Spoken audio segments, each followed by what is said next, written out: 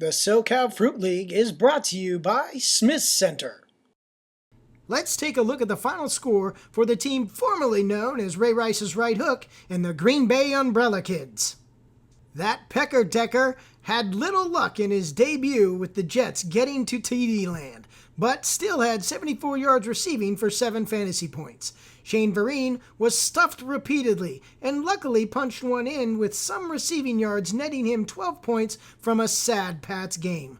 Jackson was busy on his official first Washington game, but the biggest mouth in football couldn't find the zone.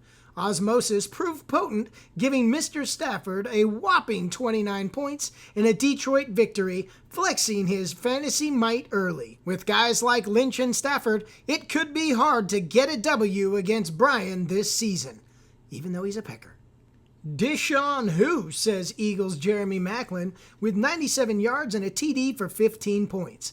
Gostkowski was the one consistent thing for the Pats, going 2 for 2 with 2-point afters. Drew Brees, good health and all, suffered a tough loss, throwing a single TD and getting picked off, scoring a low 15 fantasy points for him. Ingram carried the scoring load for the Saints, getting 2 TDs, leading him to 18 points on a big day for him.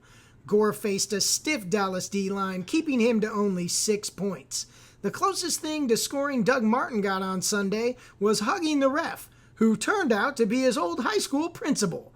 He did leave the game with a knee injury, but returned to throw down a goose egg.